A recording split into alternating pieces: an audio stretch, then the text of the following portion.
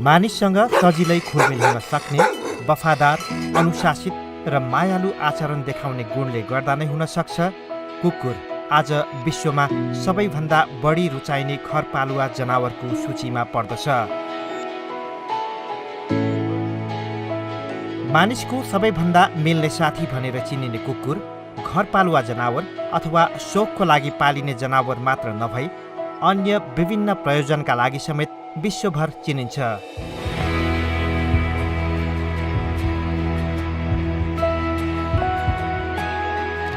दर्शकवृन्द, आज हामी यहाँहरूलाई सैनिक प्रयोजनका लागि प्रयोग हुने डगहरूका विषयमा जानकारी दिन गइरहेका छौँ।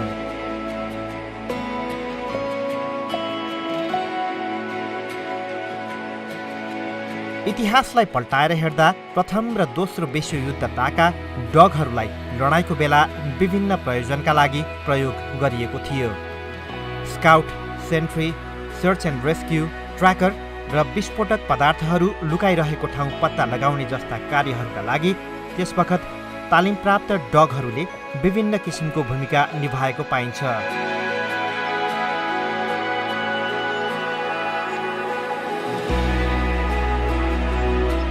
नेपाली सेनामा डगहरू विभिन्न सुरक्षात्मक प्रयोजनका लागि प्रयोगमा ल्याउने हेतुले विशेष तालिम दिनका निमित्त 2055 साल मङ्सिर 20 गते डग प्लाटुनको स्थापना भएको थियो। यस स्कुलमा 1940 साल पौष 7 गते स्वर्गीय श्री 5 पृथ्वी वीर विक्रम शाहको पालामा म्युल ब्याट्रीको नाममा स्थापना भई 2009 सालमा एटी गुल्म, 2043 साल वैशाख 1 गते पशु परिवहन गुल्म, 2059 साल श्रावण 1 गते क्यानल कम्पनी हुँदै 2060 साल वैशाख 8 गते भैरव वाहन गुल्म नामाकरण भएको थियो।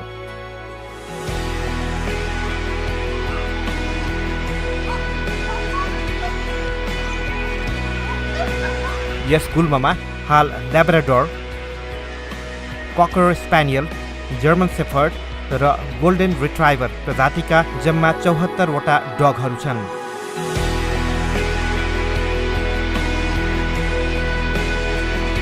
अति विशिष्ट व्यक्तिहरूको सवारीका दौरान विस्फोटक पदार्थहरू लुकाएर राखेको ठाउँ पत्ता लगाउन, दुश्मनहरू लुकेर बसेको ठाउँ पत्ता लगाउन तथा विभिन्न किसिमका सुरक्षात्मक प्रयोजनका लागि यहाँका डगहरूलाई विशेष तालिम दिइने गरिन्छ।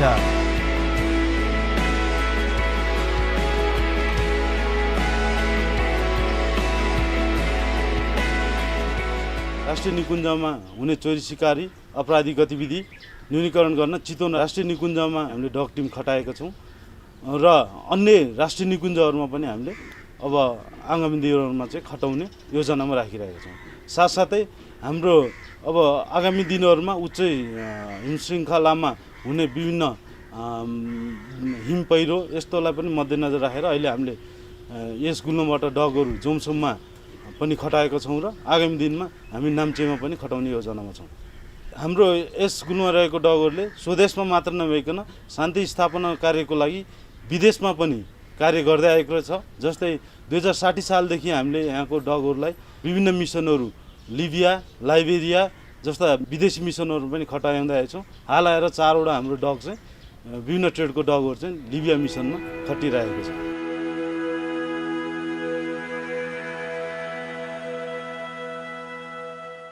डगलाई जात, क्षमता र स्वभावका आधारमा विभिन्न ट्रेडका सैनिक तालिमहरू दिने गरिन्छ। यस गुल्ममा रहेका हरेक डगहरूलाई उनीहरूको स्वभाव अनुसारको कार्य विभाजन गरिएको हुन्छ।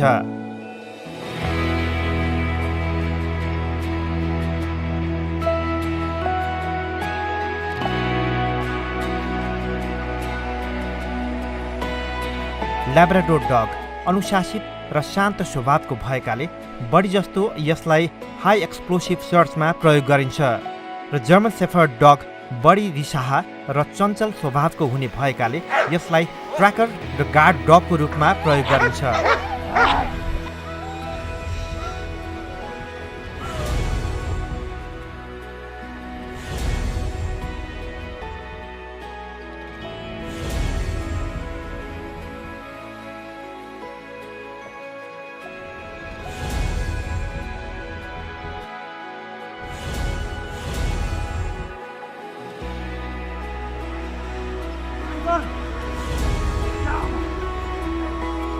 ककर स्प्यानियल डग चलाक, फुर्तिलो र निडर स्वभावको भएकाले यसलाई दैवी प्रकोप उद्धार कार्यमा जीवित तथा मृतक दुवैको उद्धारका लागि र विभिन्न समारोहमा डग डेमोन्स्ट्रेसनका लागि प्रयोग गरिन्छ।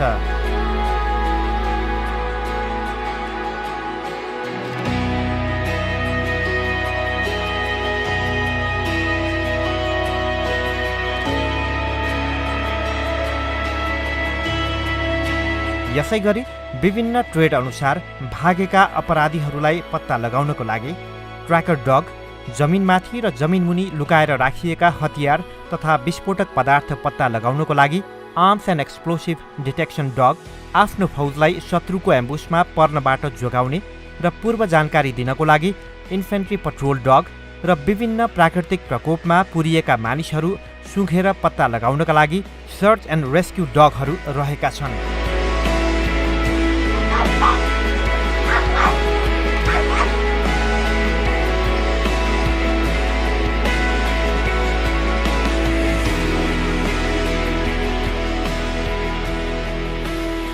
अब राष्ट्रमा आइपरेका विभिन्न विपद जस्तै विनाशकारी भूकम्प 2072मा भएको त्यसमा सर्च एन्ड रेस्क्यु डगहरूबाट गरेको खोज तथा उद्धार कार्य, 2060 सालमा श्री दुर्गाबक्स गुल्मको माथि राम्चे पोस्टमा रसुवा जिल्लामा खटिँदाखेरिको राम्चे पोस्टमा पहिरोबाट पुरिएका जवानहरूको हात हतियार तथा खोज तलास गर्दाको कार्य र द्वन्द्वको समयमा इन्फेन्ट्री पट्रोल डगहरूबाट नेपाली सेनाको विभिन्न तैनाथी तथा मुभमेन्टमा गरेको कार्य, साथसाथै विभिन्न चरणको नेपालमा भएको विभिन्न चरणको स्थानीय निर्वाचन, प्रदेश सभा र प्रतिनिधि सभाको चुनावमा लाई चाहिँ शान्तिपूर्ण रहित र वातावरण सुसम्पन्न गर्न यस गुल्मबाट विभिन्न ट्रेडका डगहरू परिचालन गरी उल्लेखनीय भूमिका खेल्दै आइरहेको। डगको सुँघ्ने शक्ति मानिसको भन्दा 45 गुणा र सुन्ने शक्ति 20 गुणा बढी भएको हुनाले तालिमप्राप्त डगहरूले 72 घण्टा पुरानो गन्धमा 26 किलोमिटरसम्म पछ्याउन सक्दछ।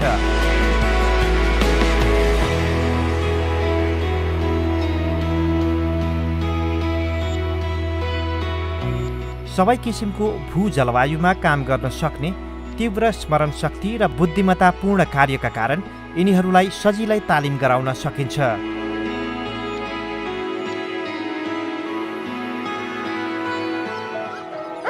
डगहरूको दैनिकी बिहानको पिटीबाट सुरु हुन्छ।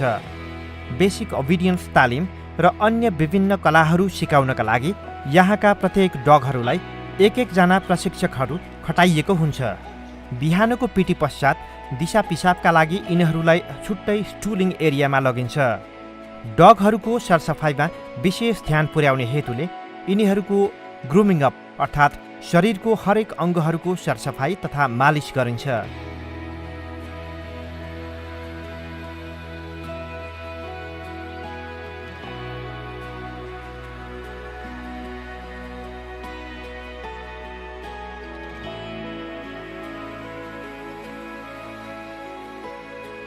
यिनीहरूलाई हरेक दिन बिहानको 9 बजे र बेलुकीको 5 बजे गरी 2 पटक खाना खुवाइन्छ।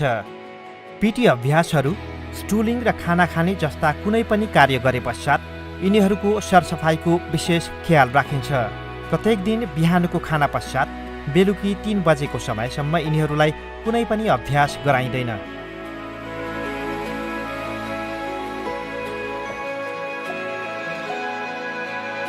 विभिन्न रोगहरूसँग लड्न र इन्फेक्सन हुनबाट बचाउन नेपाली सेनाका भेटनरी डाक्टरहरूद्वारा प्रत्येक हप्ताको बुधबार डगहरूको स्वास्थ्य परीक्षण गरिन्छ र सिकिस्त बिरामी डगहरूलाई पशु विकास तथा पशु चिकित्सा निर्देशनालयमा लगी उपचार गराइन्छ। डगहरूको प्राथमिक उपचारमा पहिला यसलाई फिजिकली एक्जामिन गरिन्छ।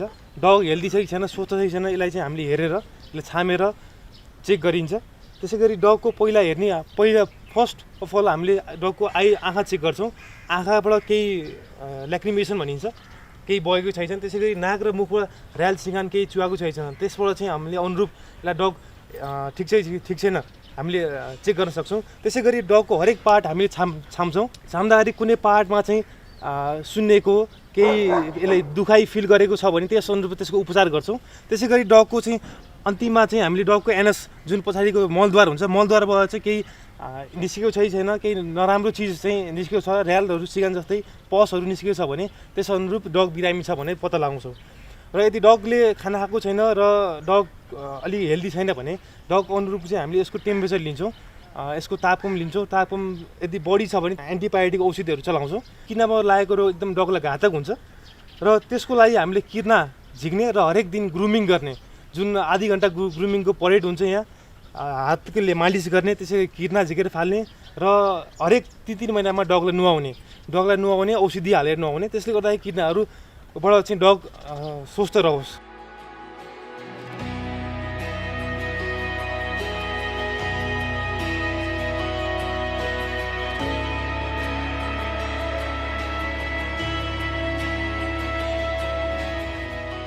नेपाली सेनाका डगहरूलाई विभिन्न राष्ट्रिय स्तरको समारोहमा पनि प्रयोग गरिँदै आएको छ।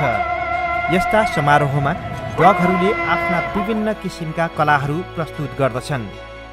डगहरूको लुकेको क्षमतालाई उचित तालिम तथा बन्दोबस्तीबाट निखार्न सकिन्छ।